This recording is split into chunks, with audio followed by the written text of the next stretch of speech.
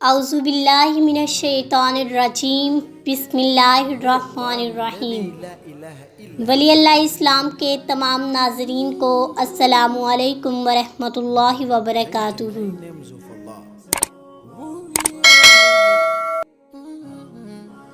آپ کے والد کا نام ابو سفیان اور والدہ کا نام ہند بن عتبہ ہے۔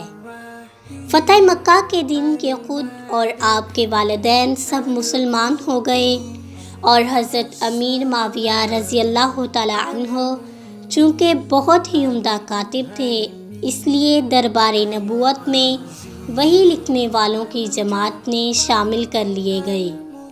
امیر المؤمنین حضرت عمر رضی اللہ تعالیٰ عنہ کے دور خلافت میں یہ شام کے گورنر مقرر ہوئے، اور حضرت امیر المؤمنین عثمان غنی کا دور حکومت ختم ہونے تک اس عہدے پر فائز رہے، مگر جب امیر المؤمنین علی رضی اللہ تعالیٰ عنہ تخت خلافت پر رونق افروز ہوئے تو آپ نے ان کو گورنری سے معزول کر دیا، لیکن انہوں نے معزولی کا پروانہ قبول نہیں کیا اور شام کی حکومت سے دستِ بردار نہیں ہوئے، بلکہ امیر المؤمنین حضرت عثمان کے خون کے قصاص کا مطالبہ کرتے ہوئے انہوں نے امیر المؤمنین حضرت علی کی بیعت سے نہ صرف انکار کیا بلکہ پھر جب حضرت امام حسن رضی اللہ تعالیٰ عنہ نے خلافت ان کے سپرد فرما دی تو یہ پورے عالم اسلام کے بادشاہ ہو گئے۔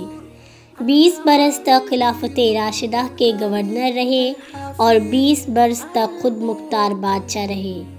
اس طرح 40 برس تک شام کے تخت سلطنت پر بیٹھ کر حکومت کرتے رہے اور خشکیوں سمندر میں جہادوں کا انتظام فرماتے رہے۔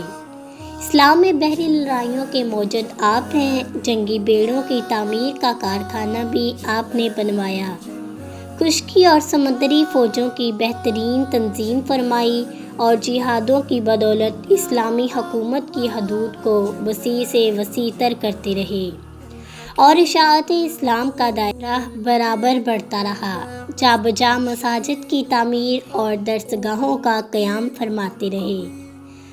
آپ نے لقوہ کی بیماری میں مبتلا ہو کر اپنے دار سلطنت دمشق میں وصال فرمایا۔ بوقت وصال آپ نے وصیت فرمائی تھی، میرے پاس حضور اقدس صلی اللہ علیہ وسلم کا ایک پیراہن، ایک چادر، ایک تہبند، کچھ موئے مبارک اور ناخن اقدس کے چند تراشے ہیں۔ ان تینوں مقدس کپڑوں کو میرے کفن میں شامل کیا جائے اور موئے مبارک اور ناخن اقدس کو میری آنکھوں میں رکھ کر مجھے ارحم الراحمین کے سپرد کر دیا جائے۔ چنانچہ لوگوں نے آپ کی اس وصیت پر عمل کیا۔ بوقت وصال 78 یا 86 برس کی عمر تھی۔ وصال کے وقت ان کا بیٹا یزید دمشق میں موجود نہیں تھا، اسی لیے ضحاک بن قیس نے آپ کے کفن و دفن کا انتظام کیا اور اسی نے آپ کی نماز جنازہ پڑھائی۔ حضرت امیر معاویہ بہت ہی خوبصورت گورے رنگ والے اور نہایت ہی رعب والے تھے، چنانچہ امیر المؤمنین حضرت عمر رضی اللہ تعالیٰ عنہ فرمایا کرتے تھے، حضرت معاویہ رضی اللہ تعالیٰ عنہ عرب کے کسریٰ ہیں۔ آپ کی چند کرامتیں بہت ہی مشہور ہیں، اور آپ رضی اللہ تعالیٰ عنہ کے فضائل میں چند احادیث بھی مروی ہیں۔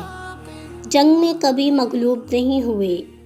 ان کی ایک مشہور کرامت یہ ہے کہ کشتی یا جنگ میں کبھی بھی اور کہیں بھی اور کسی بھی شخص سے بھی مغلوب نہیں ہوئے، بلکہ ہمیشہ ہی اپنے مد مقابل پر غالب رہے، کیونکہ حضور اقدس صلی اللہ علیہ وسلم ان کے بارے میں ارشاد فرمایا کرتے تھے، معاویہ جس شخص سے لڑے گا معاویہ ہی اس کو بچھاڑے گا۔ کنز الاعمال دلمی ان ابن عباس۔ دعا مانگتے ہی بارش کا ہونا۔ دعا مانگتے ہی بارش۔ سلیم بن عامر خبائری کا بیان ہے کہ ایک مرتبہ ملک شام میں بالکل ہی بارش نہ ہوئی اور شدید قحط کا دور دورہ ہو گیا۔ حضرت امیر معاویہ رضی اللہ تعالیٰ عنہ نماز استسقاء کے لیے میدان میں نکلے اور منبر پر بیٹھ کر آپ نے حضرت ابن الاسود جرشی رضی اللہ تعالیٰ عنہ کو بلایا اور ان کو منبر کے نیچے اپنے قدموں کے پاس بٹھا کر دونوں ہاتھوں کو اٹھایا اور اس طرح دعا مانگی کہ یا اللہ عز و جل، ہم تیرے حضور حضرت ابن الاسود جرشی کو سفارشی بنا کر لائے ہیں، جن کو ہم اپنے سے نیک اور افضل سمجھتے ہیں۔ پھر حضرت ابن الاسود جرشی رضی اللہ تعالیٰ عنہ اور تمام حاضرین بھی اپنے اپنے ہاتھوں کو اٹھا کر بارش کی دعا مانگنے لگے۔ ایک زوردار ابر اٹھا، پھر موسلا دھار بارش ہونے لگی، یہاں تک کہ ملک شام کی زمین سیراب ہو کر کھیتی سے سرسبز و شاداب ہو گئی۔ شیطان نے نماز کے لیے جگایا۔ حضرت علامہ مولانا جلال الدین مولانا روم رحمۃ اللہ علیہ نے اپنی مثنوی شریف میں آپ کی اس کرامت کو بڑی دھوم سے بیان فرمایا ہے کہ ایک روز آپ رضی اللہ تعالیٰ عنہ کے محل میں داخل ہو کر کسی نے آپ کو نماز فجر کے لیے بیدار کیا تو آپ رضی اللہ تعالیٰ عنہ نے دریافت فرمایا، تو کون ہے اور کس لیے تو نے مجھے جگایا؟ تو اس نے جواب دیا، اے امیر معاویہ، میں شیطان ہوں۔ آپ نے حیران ہو کر پوچھا، اے شیطان، تیرا کام تو انسان سے گناہ کرانا ہے اور تو نے مجھے نماز کے لیے جگا کر مجھے نیک عمل کرنے کا موقع دیا، اس کی وجہ کیا ہے؟